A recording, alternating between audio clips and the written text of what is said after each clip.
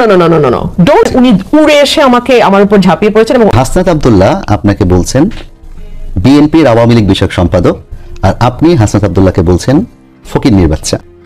এটি কি আসলে বাক স্বাধীনতার ফল হাসিনা পরবর্তী সময়ের, নাকি আসলে এটি আমাদের রাজনৈতিক কোন দলের ফসল? এটা আমাদের রাজনৈতিক অধঃপতন, আমাদের রাজনৈতিক বিকৃতি এবং আমাদের একটা পলিটিক্সটাকে একটা কুৎসিত জায়গায় নিয়ে যাওয়ার যেই অবশ্যম্ভাবী পরিণাম, এটা তাই। ধরুন আজকে যখন আমি স্ট্যাটাসটি দিয়েছি, তার আগে বহুদিন ধরে ক্রমাগতভাবে আমাকে এনসিপি, শিবির, জামাত, তাদের বট বাহিনী খুব বাজেভাবে আক্রমণ করেছে। গতকালকে আপনি যে ঘটনার কথা বলছেন তার একটা প্রেক্ষাপট আছে। ব্রাহ্মণবাড়িয়ার আসনের সীমানা নির্ধারণের শুনানি হচ্ছিল। সেখানে এনসিপি একটা দল হিসেবে একবারও বলে নাই উই আর রিপ্রেজেন্টিং এনসিপি। তারা তাদের পরিচয় লুকিয়েছে, এক। দুই হচ্ছে তাদের নিবন্ধন এখনো হয় নাই। সুতরাং ডিলিমিটেশনের ব্যাপারে তাদের কোনো এই মুহূর্তে তাদের আগ্রহ থাকবার কথা না, যদি থাকেও সেটা তাদের পরিষ্কারভাবে বলা উচিত ছিল। তিন, যে কারণে আমার ভুল হয়েছে, আমি প্রথমে বুঝি নাই এনসিপির, আমি ভেবেছি ব্রাহ্মণবাড়িয়া 3-এর যিনি এমপি ক্যান্ডিডেট তার লোকজন, এখানে তারও মদত আছে, আমি সেখানেও আসবো। জেলা বিএনপি সভাপতির কথা বলছেন? আমি জেলা বিএনপির সভাপতির কথা বলছি, তার ডাইরেক্ট মদত আছে, আমি সেখানেও আসবো। তিন হচ্ছে, আমি যখন আমাকে ধরেন আপনি চেনেন না, কিন্তু আপনি তো দেখে বুঝতে পারছেন আমি একজন আইনজীবী, আমার পোশাকেই সেটা পরিষ্কার, এন্ড আমি পোডিয়ামের সামনে দাঁড়িয়ে আছি রিপ্রেজেন্টিং আ কেস। আপনি কি ভিডিওটা দেখেছেন যেখানে উনি উড়ে এসে আমাকে আমার উপর ঝাঁপিয়ে পড়েছেন এবং ওনাকে দুহাত দিয়ে টেনে নির্বাচন কমিশনের লোকজন সরাতে পারছেন, ইনক্লুডিং পুলিশও তাকে পিছনে টেনে ড্র্যাগ করে নিয়ে যেতে পারছেন, উনি আবারও ফিরে আসছেন। আজকে আমি শুনলাম বা আজকে আমি ফেসবুকে দেখলাম তারেক সহ তার সঙ্গে তার অন্যান্য যে সহকর্মীরা কাজ করেছেন, Nur for example, Tarek for example, তারা বলছে যে উনি মানসিকভাবে সমস্যাগ্রস্ত একজন ব্যক্তি। আতাউল্লাহর কথা বলছি, এবং ওনাকে চিনবার কোনো কারণ না। আতাউল্লাহকে কি আপনি চিনতেন গতকালের আগে? না, আমি চিনতাম, যেহেতু আমি গণমাধ্যমের কর্মী, আপনি চিনতেন, কিন্তু আতাউল্লাহকে বাংলাদেশে কেউ চেনে না। আমারও কোনো কারণ ঘটে নাই আতাউল্লাহকে চেনার, আর চিনলেও যে কেউ আমাকে যদি আঘাত করতে আসে প্রত্যাঘাত তো আমি করবই। সে যখন আরেকবার গেল এবং তাকে পুলিশ সহ কেউ পিছনে আনতে পারছে না, একটা পর্যায়ে তো হট্টগোল হয়েছে, এবং আমি তখন পোডিয়ামের সামনে দাঁড়িয়ে আমি কথা বলছিলাম, তখন আপনি বলেছেন ধর না, সাউন্ড তো শোনা গেছে, ধর না। আমি আমার লোকদেরকে বলেছি নামো, অফ কোর্স বলবো। So you expect me to be beaten over there? আপনি আশা করছেন আমাকে মার খাবো? Oh no, don't think that. Don't think that. I didn't spare Hasina. I'm not going to spare anyone. আপনি কি আশা করেছেন আমাকে মার খেয়ে চিঠা পড়ে থাকবো? হ্যাঁ, কি আশা করেছেন আপনি? একই সাথে তো আপনি বলেছেন যে বিএনপির জন্য আপনি 15 বছর ধরে লড়াই করেছেন। ওই জায়গায় আসেন, বিএনপি 3 আসনের যিনি প্রার্থী, যিনি এই ডিলিমিটেশনের বিপক্ষে, তিনি নিজে না পারেন কথা বলতে, আনসেন 2টা লয়ার, সেই 2টা লয়ারও ঠিক মতো রিপ্রেজেন্ট করতে পারে নাই। উনি এনসিপি কেও তার সঙ্গে ভাড়া করছেন। এখন আপনি প্রশ্ন করতে পারেন এনসিপি উনি ভাড়া করছে আমি জানি কি করে? এনসিপির ভাড়া খাটার হিস্ট্রি আছে, মানুষের বাসায় ঢুকে 10 লাখ টাকা চায়, 1 কোটি টাকা চায়, এগুলো তাদের হিস্ট্রি আছে 1 বছরে। সো এনসিপি কে যে টাকা দিয়ে আনা হচ্ছে এটা তো খুব পরিষ্কার, এবং ওনার লোকজনও এনসিপির ওই ছেলের সঙ্গে গিয়ে যুক্ত হয়েছে। সো এখানে একটা মিউচুয়াল সেটেলমেন্ট হয়েছে বিএনপি 3-এর ওই লোকের সাথে এনসিপির, সিম্পল। এবং আজকে আমি যে স্ট্যাটাসটা দিয়েছে, যেটা কথা আপনি বললেন, ফকিন্নির বাচ্চা ব্যাপারটা কি? It is a mindset. It doesn't mean that you are poor, you are economically weak, you are financially not stable. No, it doesn't mean that. It means আপনার চিন্তা ভাবনার মধ্যে এখনো খুব এখনো খুব নিম্ন স্তরের কিছু ব্যাপার কাজ করে। আপনি নিশ্চয়ই লক্ষ্য করেছেন হুমায়রা নূর নামের একজন নারী নেত্রী, ওদের সদস্য, যুগ্ম সদস্য সচিব, তিনি কি ধরনের ভাষা ব্যবহার করেছেন? ওই ধরনের ভাষা না স্লাম এরিয়াতে ব্যবহার হয়, খুব রেগুলার বেসিসে হয়। এই জন্য ওদেরকে ফকিন্নি কেউ বলে, কেউ কাছড়া বলে, কেউ বস্তি বলে, বিকজ ওরা যেই ভাষায় পলিটিক্সটা করে, ওরা যেই ভাষায় স্লোগানটা দেয়, ওরা যেই ভাষায় প্রতিপক্ষকে আক্রমণ করে, ওরা যে ভাষায় প্রতিদ্বন্দ্বীকে ফ্রেম করে, সেটা বস্তি ভাষার সঙ্গে খুব ভালো যায়। এক মিনিট, উনি যে আমাকে আওয়ামী লীগের সম্পাদক বললেন, আপনি যে ফকিন্নির বাচ্চাটা বললেন, নিচে যে আমি ছবিগুলো শেয়ার করছি ওগুলো দেখেছি। দেখেছেন? ওগুলো কি ইন্ডিকেট করে? কে ছিল আওয়ামী লীগের সম্পাদক? না, তারা অস্বীকার করেনি, তারা সবসময় বলেছে যে হ্যাঁ। তো এখন ঢিলটি মারলে পাটকেলটি আপনাকে খেতে হবে। So far I am concerned. আপনি যে ভাষার কথা বললেন, আমরা দেখেছি যে জুলাই আন্দোলনে যে শেখ হাসিনার বিরুদ্ধে কটূক্তির দাবিতে শিক্ষকদেরও চাকরি চলে গিয়েছে। কটূক্তি বলতে তাকে হয়তো একটা কিছু বলেছে, সেই শেখ হাসিনার বিরুদ্ধে এই যে এনসিপি যাদের কথা বললেন আপনি, এরাই এমন সব ভাষা কিংবা শব্দবন্ধনী ব্যবহার করেছে যেগুলো আপনার ভাষা ইসলামী এরিয়াতে ব্যবহৃত হয়। তাহলে কি তারা শেখ হাসিনাকে বিতরণের পর সেই ভাষার ব্যবহার থেকে ফিরে আসতে পারেনি, নাকি তাদের শেখানো ভাষার ব্যবহারটা ভুল ছিল? আপনি যদি নান্দনিক দৃষ্টিকোণ থেকে দেখেন, ডেফিনেটলি এই ধরনের ভাষার ব্যবহার চলতে পারে না। এবং ওই সময়টা ছিল একটা বিশেষ পরিস্থিতি। একটা বিশেষ পরিস্থিতিতে অনেক কিছু হয়তো আমরা সয়ে নেই। ধরুন একটা বিশেষ পরিস্থিতি, দেশে যখন জরুরি অবস্থা জারি করা হয়, আমাদের হিউম্যান রাইটস সাসপেন্ডেড হয়ে যায়, আমরা এটা ফর দ্য টাইম বিং মেনে নেই। শেখ হাসিনার বিরুদ্ধে যেই তীব্র গণ আন্দোলন তৈরি হয়েছিল, সেটার পেছনে শেখ হাসিনার প্রতি তীব্র ঘৃণাও কাজ করেছে। স্পেশালি যখন রিয়া গোপের মতন ছোট ছোট বাচ্চারা সরাসরি পুলিশের গুলিতে নিহত হয়েছে, যখন হেলিকপ্টার থেকে ওপেন ফায়ার করা হয়েছে, যখন পয়েন্ট ব্ল্যাঙ্ক গুলি করেছে পুলিশ, মানুষের মধ্যে তীব্র ঘৃণা তৈরি হয়েছে। তখন ওই ভাষাটার আমাদের সেরকম ভাবে মনে হয় না, বিকজ এটা একটা বিশেষ সময়, that's a time of emergency. কিন্তু আপনি কি চিন্তা করতে পারেন একটা দেশের হিউম্যান রাইটস চিরজীবনের জন্য সাসপেন্ডেড থাকবে? ঠিক একইভাবে আপনি ভাবতেও পারেন না, চাইতেও পারেন না যে আপনার সন্তান, যার বয়স এখন 5, 4, ছোট ছোট কথা শিখছে, বলছে, সে ওই শব্দগুলোর সঙ্গে এমন ভাবে পরিচিত হবে যেন ওই কথাগুলো কোনো কথাই না, যেন এগুলো খুব স্বাভাবিক বাক্য বিন্যাসের মধ্যেই কথাগুলো অটোমেটিক্যালি চলে আসে। এই শব্দগুলো আপনি কি চান আপনার সন্তান এভাবে বড় হোক? কোন বাবা মার সেই ভাষার ব্যবহার যে তারা গুন্ডা পান্ডা নিয়ে আসছে, আমি চাইলে গুন্ডা নিয়ে আসতে পারি, আপনারা কি গুন্ডা চান কিনা, এটাকে কেন্দ্র করেই এনসিপি সহ আরো কয়েকটি দল কিংবা তাদের বিচ্ছিন্নভাবে একাধিক ব্যক্তি বলছে, যেটা হচ্ছে নির্বাচন কেমন হবে তার ড্রেস রিহার্সেল আপনি দিলেন, যে নির্বাচন এভাবে করে আপনারা ভোট দখল করবেন। ওরা খুব ভালোভাবে জানে এভাবে আমাদের ভোট দখলের ন্যূনতম প্রয়োজন নাই। মোটা দাগে একটা সুষ্ঠু নির্বাচন হোক। এনসিপি নিজের পরিবারের 5 সদস্যের 4টা ভোট এনশিওর করতে পারবে আপনার মনে হয়? তো যাক, ওই আলাপে ইলেকশনকে আনসার্টেন করা এবং এই সরকারের অধীনে নির্বাচন সুষ্ঠু হবে না, এই সরকারের সেই ক্যাপাসিটি নাই, এটা তো কেউ কেউ আপ্রাণ চাইছে প্রমাণ করতে, তাই না? কারণ তারা নির্বাচনটাকে ডিলে করতে চাইছে। কারা চাইছে আপনি খুব ভালো করে জানেন। যে দলটির হয়তো এখনো নিবন্ধন হয়নি, যে দলটি হয়তো ন্যূনতম শর্ত পূরণ করতে পারছে না, যে দলটি হয়তো মাঠের পরিসংখ্যান দেখে, ডেটা স্যাম্পলিং দেখে বুঝতে পারছে যে মানে টেনে টুনে 10 থেকে 15টা আসন হয়তো তারা পাবে। তারা কি সত্যি চাইবে যে এত শান শওকত যেটা তারা গত 1 বছর ধরে ব্যবহার করছে সরকারের লেজে লেজে থেকে, সেই শান শওকত তারা হারিয়ে ফেলবে? এটা তো চাইবে না। ওরা চাইবে নির্বাচনটাকে যত বেশি পেছনে নেওয়া যায়। আমার প্রশ্ন হচ্ছে, যেই দলটি জানে এবং মাঠের পরিস্থিতিও তাই যে আজকে বাদে কালকে নির্বাচন হলে মানুষ চাক আর না চাক রুট মেজরিটি নিয়ে বিএনপি পাওয়ারে যাবে।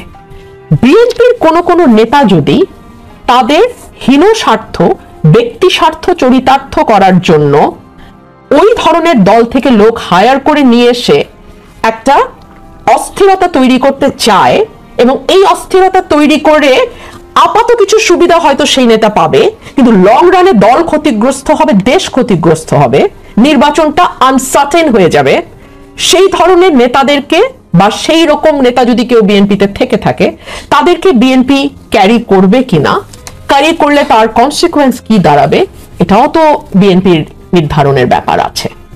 দেখুন, প্রত্যেকটা রাজনৈতিক নেতা এবং কর্মীর একটা ইউএসপি থাকে, যে ইউএসপিটার জন্য দল তাকে বাধ্য হয়, যে অনেক সময় মন না চাইলেও তাকে রাখতে হয়, পদ দিতে হয়, সম্মানিত করতে হয়, কারণ খুব স্ট্রং কোনো ইউএসপি আছে। মেবি কারো মাঠের পারফরমেন্স অসাধারণ, মেবি কেউ অসাধারণ দল গুছায়, মেবি কেউ দলকে ডোনেট করে, মেবি কেউ একজন অসাধারণ ওরেটর, মেবি কেউ একজন খুব বিপদের সময় দলের পাশে স্ট্রংলি দাঁড়িয়েছিল, ইট কুড বি এনিথিং। এখন দলকে আবারও বসে ভাবতে হবে আগামীর রাজনীতি কোন পথে যাচ্ছে, সেই রাজনীতি ট্যাকেল দেওয়ার জন্য কি ধরনের মানুষ আসলে দলকে প্রমোট করতে হবে। সো আমি ওই জায়গাটায় আবার ফিরে যাই। নির্বাচনকে ডিলে করা, দেশকে একটা অস্থিতিশীলতার দিকে নেওয়া এবং এই সরকারকে এবং বিশেষ করে নির্বাচন কমিশনকে অকার্যকর দেখানোর একটা চেষ্টা শুরু থেকেই এনসিপি জামাতের মধ্যে আছে। এনসিপি তো নির্বাচন কমিশনের পদত্যাগ চেয়েছে। একদম একদম। আপনি আমাকে বলেন তো, এনসিপি যে বলছে কমিশন নিরপেক্ষ না, এটা তো আমার বলা উচিত। Who is Hasnat Abdullah? সে যে এনসিপিতে গিয়ে গলার লক ফুলিয়ে আমাকে আওয়ামী লীগ বিষয়ক সম্পাদক বললো, হু ইজ হি? না, হু ইজ হি বলার আগে আপনাকে ভাবতে হবে যে 5 আগস্টের আগেও সে হাসিনাকে ওইভাবে গলার রক ফুলিয়ে কথা বলেছিল। ওর পাশে আমি দাঁড়িয়েছিলাম বলে আপনি একটু আগে বলেছেন, অর্থাৎ বিএনপিও ছিল, বিএনপিও ছিল এবং সেও ছিল, মানে তাকে তো সম্মানটা দিয়ে মার খেয়েছে। হ্যাঁ নিশ্চয়ই, কিন্তু আপনি যদি এনসিপি বলতে বাংলাদেশের সমগ্র ছাত্র সমাজকে বুঝে থাকেন তাহলে you are living in fool's paradise. NCP অবশ্যই পুরো বাংলাদেশের ছাত্র সমাজের প্রতিনিধিত্ব করছে। যারা হারুনের হোটেলে বসে ভাত খাচ্ছিল তখন একটা বিরাট অংশের ছাত্র সমাজ পথে নেমে এসেছিল, একটা বিরাট অংশের ছাত্র সমাজ। যখন হলগুলো, সরকারি বিশ্ববিদ্যালয়ের হলগুলো বন্ধ হয়ে গিয়েছিল, আমরা কি এভাবে বললে গয়েশ্বরচন্দ্র রায়ও তো হারুনের হোটেলে ভাত খেয়েছেন? দেখুন, গয়েশ্বরচন্দ্র রায় যখন খেয়েছেন সেটা 36 দিন নয়, 36 দিন নয়। পলিটিক্যাল লিডাররা তো কারাগারে গেছেন, যাওয়ার পথে ডিবির হারুন তাদেরকে আপ্যায়ন করেছে, তারপরে তারা কারাগারে গেছেন। 36 দিনের ঘটনা is very unique, very significant. আপনি এখন মানে একটার সঙ্গে একটা চোর গায়ের জোরে তুলনা করতে চাইলে করতে পারেন, বাট যায় না। তো আপনি যদি এনসিপির ফ্রেমিং এ, এনসিপির চেহারার মধ্যে বাংলাদেশের সকল ছাত্র সমাজকে দেখেন, you are living in fool's paradise. আপনি কি ভুলে যাবেন ওই সব ছাত্র যারা প্রাইভেট বিশ্ববিদ্যালয় থেকে পথে নেমে এসেছিল যখন ঢাকা বিশ্ববিদ্যালয় সহ অন্যান্য সরকারি বিশ্ববিদ্যালয় হলগুলো বন্ধ হয়ে এবং তারাই আন্দোলনটাকে লিড দিয়েছে? ইয়েস, তাদের একজন কেউ এনসিপিতে দেখতে পাচ্ছেন? আমি পাচ্ছি না, মেবি ইটস আমার ফেলিয়ার, আমি তাদেরকে দেখতে পাচ্ছি না। আছেন কয়েকজন ইনসিগনিফিকেন্ট, ভেরি ইনসিগনিফিকেন্ট, তাই না? তাহলে সিগনিফিকেন্ট কারা? তারা কোন মতাদর্শের? তারা কোন রাজনীতি করতে চান?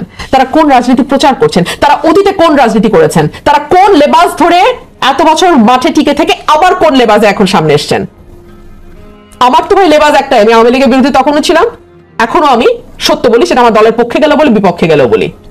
আমার তো লেবাস একটাই, কিন্তু আওয়ামী লীগ হয়ে মেশিনে ঢুকে এনসিপি হয়ে বের হয়ে যাওয়া, এ আবার কি জিনিস?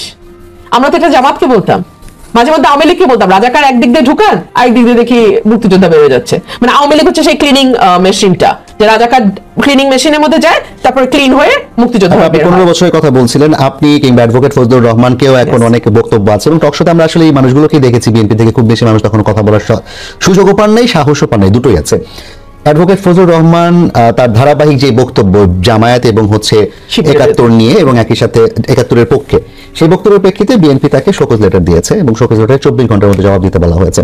তিনি একটা বক্তব্য দিয়েছেন যে তিনি আমৃত্যু এই কাজ করে যাবেন, অর্থাৎ 71-এর পক্ষে এবং জামায়াত শিবিরের বিরুদ্ধে কথা বলে যাবেন, 1 নম্বর। 2 নম্বর, তিনি বলেছেন যে তারা তাকে হত্যা করতে চায়, তাকে কি অপমৃত্যুর দিকে ঠেলে দিতে চায় কিনা। এই প্রেক্ষিতে দল কি তাকে সঠিকভাবেই শোকজ দিল বলে মনে করছেন? দেখুন, এটা আমি বিচার করবার কেউ নই। ফজলু ভাই তার পলিটিক্যাল ইডিওলজি, তার পলিটিক্যাল অবস্থান, ডেফিনেটলি উনি ওনার মতন করে ভেবেছেন, উনি ওনার মতন করে বলেছেন, ওনার যুদ্ধ উনি করেছেন। দল যেটাকে মনে করেছে শোকজ, মানে জানতে, শোকজ মানে এটাকে কারণ জানতে চাওয়া, যে আপনি এটাকে কালো কালো শক্তির ইয়ে বলেছিলেন বোধহয় উনি 5ই অগস্ট, কালো শক্তির হাত, কালো শক্তির হাত কেন বলেছে এটা ব্যাখ্যা করতে বলেছে। তুমি ব্যাখ্যা করলে হয়ে গেল। এটাকে এত ফুলিয়ে ফাঁপিয়ে এটার জন্য মব তৈরি করা, ওনাকে হত্যার হুমকি দেওয়া, অশালীন সব কথা লিখে ওনার বাসার নিচে বসে যাওয়া, আপনি দেখেননি এগুলো? আপনি ফকিন্নির ছেলে দেখেছেন, আপনি ওগুলো দেখেননি? অবশ্যই দেখেছি। ওগুলো করার মতন। আপনি ফকিন্নির ছেলেটা বলতে পারছেন? আমি শেষ করি।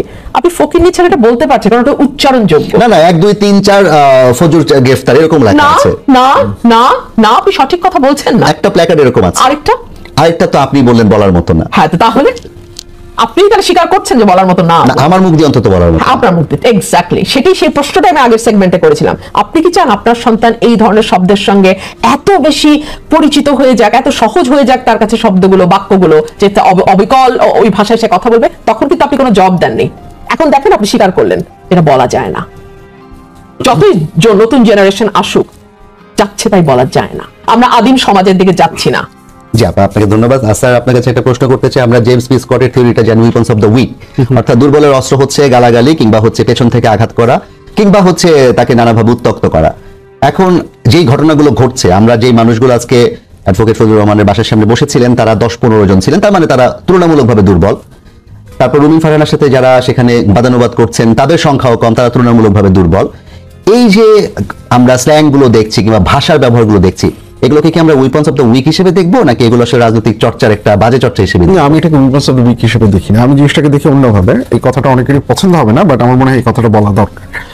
যেটা হচ্ছে যে আমরা বেসিক্যালি আমরা সবসময় একটা কথা বলে এসেছি যে বাংলাদেশের পলিটিক্স বলেন, বাংলাদেশের একাডেমিয়া বলেন, এটা একটা এলিট ডমিনেটেড জায়গা। যে সিভিল সোসাইটির যেটা আমরা দেখি সেটা হচ্ছে একটা এলিট, এবং এই এলিটটা পরস্পরের সাথে সম্পর্কযুক্ত। এইখানে যে সার্কুলেশন অফ এলিট যেটা হয় সেটা হচ্ছে গিয়ে ওই এলিট ক্লাসের ভেতরেই হচ্ছে গিয়ে এই সার্কুলেশনটা হয়ে গেছে, যার ফলে সবাই সবাইকে চেনেন, সবাই সবাইকে নিয়ে হচ্ছে গিয়ে কাজ করেছেন। যেটা হয়েছে আগস্টের 5, আমরা যারা করেছেন তাদেরকে আপনি যেভাবে ইচ্ছা সেভাবে চিন্তা করুন না কেন, কিছু যায় আসে না। যেটা হচ্ছে অ্যাট দ্য সেম টাইম আপনি চান বা না চান, এইটা হচ্ছে গিয়ে আপনার আমাদের যে ক্লাসের যে আইডেন্টিটিটা আছে সেটা ভেঙে একটা এলিট গ্রুপ এখন ফরমেশনের চেষ্টা হচ্ছে। সেটা অনেস্টলি স্পিকিং সেটা অনেককেই এক ধরনের শঙ্কার মধ্যে ফেলে দেবে নিজেদের পজিশনগুলোকে।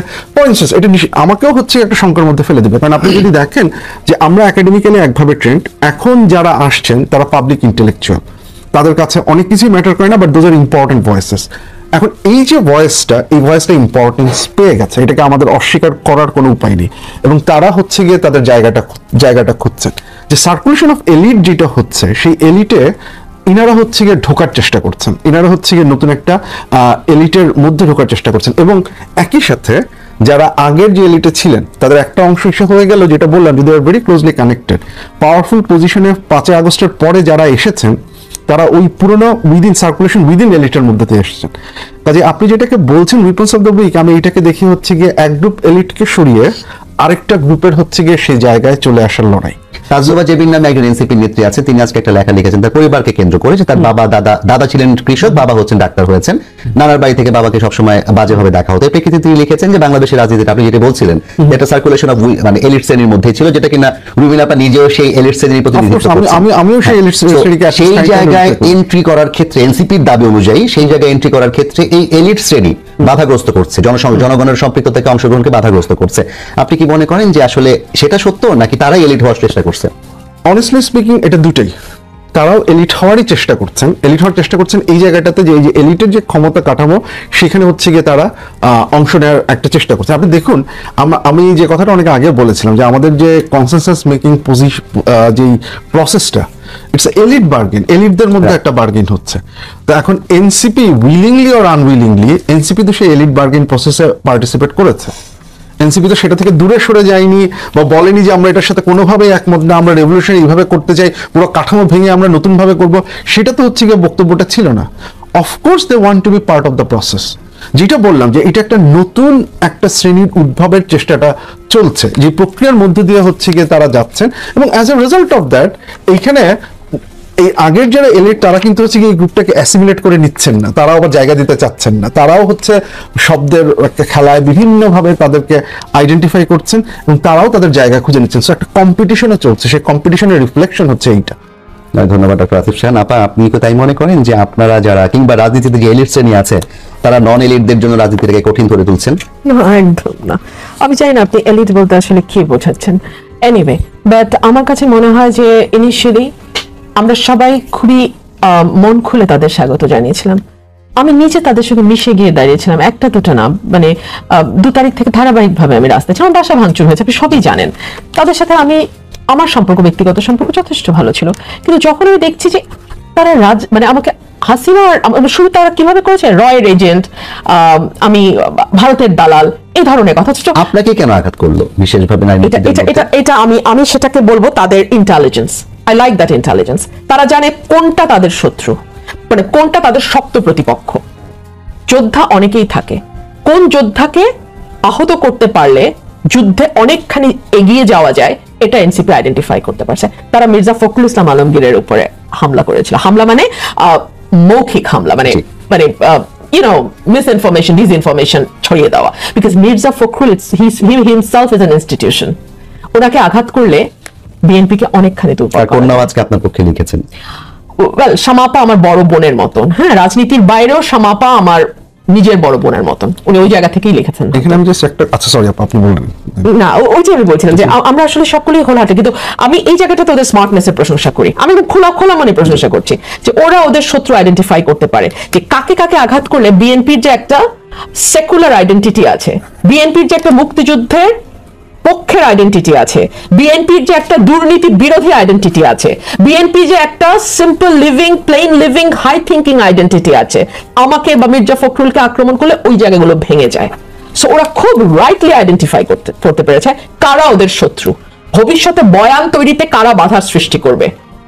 So they identified absolutely correctly. ধন্যবাদ।